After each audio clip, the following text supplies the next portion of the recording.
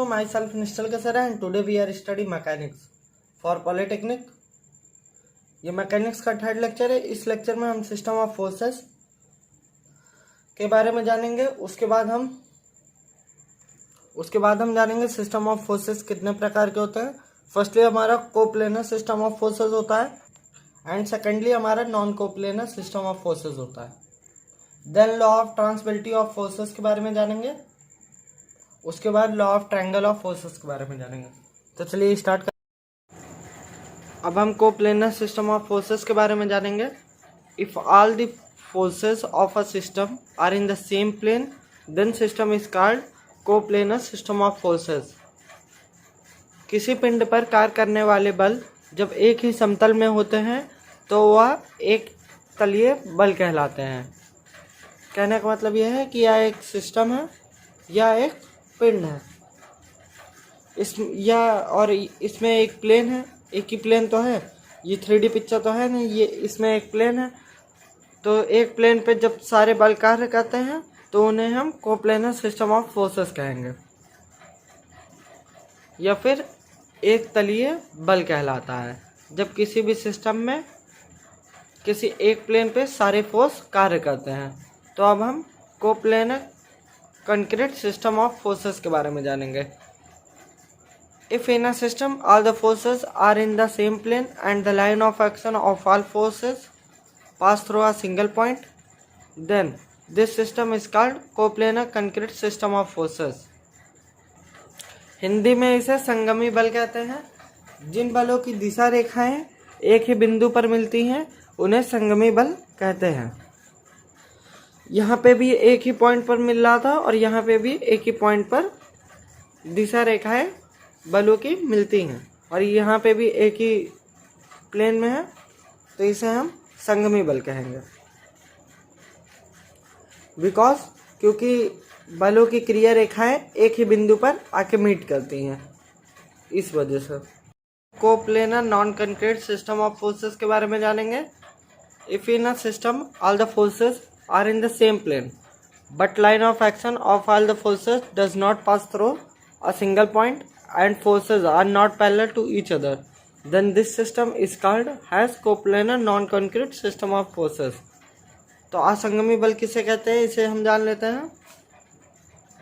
संगमी बल में क्या था, एक ही प्लेन पर सारी फोर्स एक्ट करते हैं बट उसमें सारे फोर्स एक ही पॉइंट पर आके मीट करते हैं।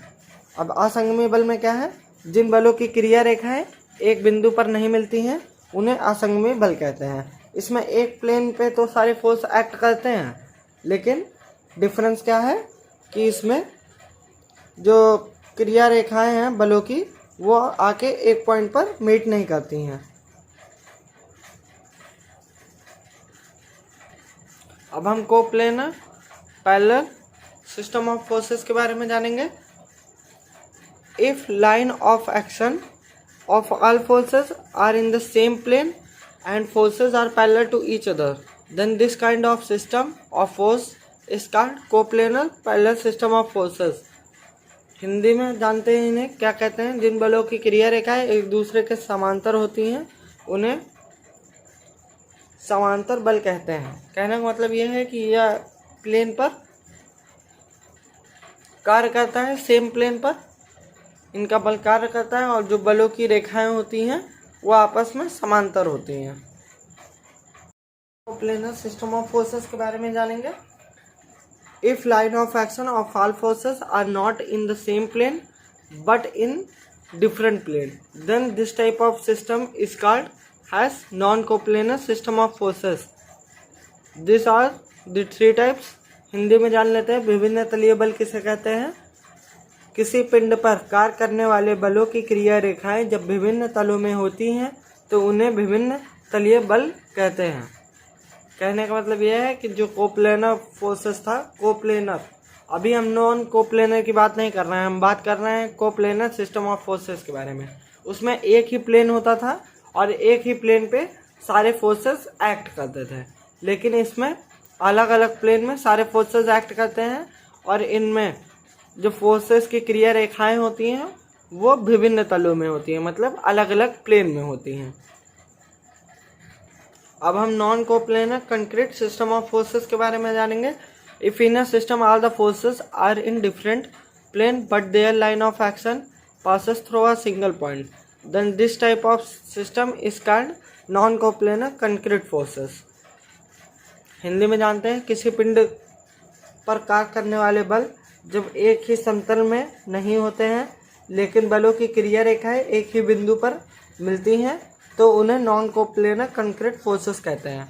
मतलब कहने का ये है कि यह एक सिस्टम है बट इसमें जो फोर्स एक्ट कर रहा है वो डिफरेंट प्लेन में एक्ट कर रहा है, अलग अलग पिंड पर एक्ट कर रहा है, लेकिन जो बलों की क्रिया रेखाएं हैं वो आकर एक ही पॉइंट पर मीट कर रही हैं। तो इसे हम क्या कहेंगे? Non coplanar concurrent system of forces. अब हम non coplanar non concurrent system of forces के बारे में पढ़ेंगे। If all the forces of a system are in different plane and they are not meeting at a single point by extending their line of action forward और backward. Hindi में जानते हैं, किसी पिंड पर कार्य करने वाले बल जब एक ही समतल में नहीं होते हैं और बलों की क्रिया रेखाएं एक ही बिंदु पर नहीं मिलती हैं तो उन्हें non coplanar non concrete forces कहते हैं। देखिए, जैसे यह एक सिस्टम है, यहाँ पे इसके 4 प्लेन है, 4 प्लेन है इसके पास, और सारे प्लेन में अलग अलग फोर्स एक्ट कर रहा है और ना ही इनके फोर्सेस के एक्शन लाइन ऑफ एक्शन आके मीट कर रहे हैं। मतलब बलों की क्रिया रेखाएं भी आकर किसी पॉइंट पर मीट नहीं कर रहे हैं, किसी बिंदु पर आके मिल नहीं रहे हैं। तो अब हम बात करते हैं non coplanar parallel system of forces के बारे में। If all the forces of a system are in different plane and their line of action are parallel to each other, then system is called non-coplanar parallel system of forces। कहने का मतलब ये है, यह ऐसे बलों का निकाय है जो परस्पर समांतर होते हैं परंतु एक बिंदु से नहीं गुजरते हैं, उन्हें non coplanar parallel system of forces कहते हैं। कहने का मतलब ये है कि यह एक सिस्टम दिया गया है, इसके प्लेन दिए गए हैं, इसके प्लेन के परस्पर समांतर होते हैं, इसके फोर्स जो एक्ट करते हैं, लेकिन यह किसी एक बिंदु पर आकर नहीं मीट करते हैं, ना ही एक बिंदु से गुजरते हैं। तो अब हम law of transmissibility of forces के बारे में जानेंगे।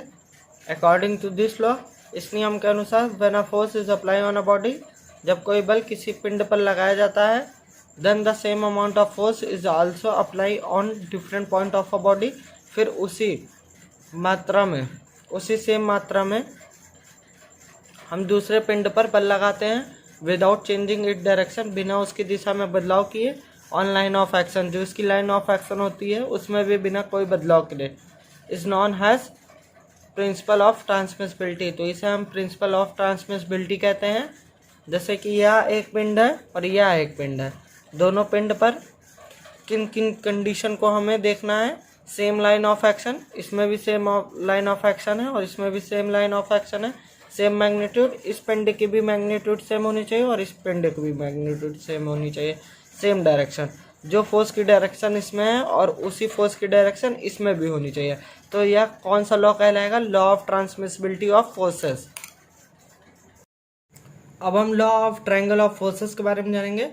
If 2 concurrent forces are acting simultaneously on a body and are represented in magnitude and direction by the side of triangle taken in order, then the third side of the triangle represent the resultant of the forces in magnitude and direction taken in opposite order। तो इसे आप समझते हैं, if 2 concrete forces are acting simultaneously on a body, कोई 2 concrete forces हैं जो simultaneously किसी पिंड पर किसी बॉडी पर लग रहे हैं and represented in magnitude and direction, उसे हम किस तरीके से रिप्रेजेंट कर रहे हैं? वो जो दोनों बल हैं उसे किस तरीके से रिप्रेजेंट कर रहे हैं? उन पहले को हम मैग्नीट्यूड और दूसरे को डायरेक्शन से। By the side of a triangle, मान लीजिए जैसे ये 1 सेकेंड, जैसे ये एक फोर्स है F1 और ये एक फोर्स है F2. ठीक. By the side of triangle taken in order, then the third side of the triangle represent the resultant. ये दो साइड हो गई है ट्रायंगल की, जो थर्ड साइड है ट्रायंगल की वो रिप्रेजेंट करेगी हमारे रिजल्टेंट को. रिजल्टेंट मतलब रिजल्ट को रिप्रेजेंट करेगी. Of the forces in magnitude and direction taken in opposite order. तो जो रिप्रेजेंट करेगी थर्ड साइड ट्रायंगल की रिजल्टेंट जो आएगा हमारा, वो मैग्नीट्यूड और डायरेक्शन के अपोजिट ऑर्डर में रहेगी. ये बहुत ही मेन टॉपिक है, मेन पॉइंट है ये कि अपोजिट ऑर्डर में रहेगी. तो मतलब ये हमारा ट्रायंगल का इस ऑर्डर में रहेगा.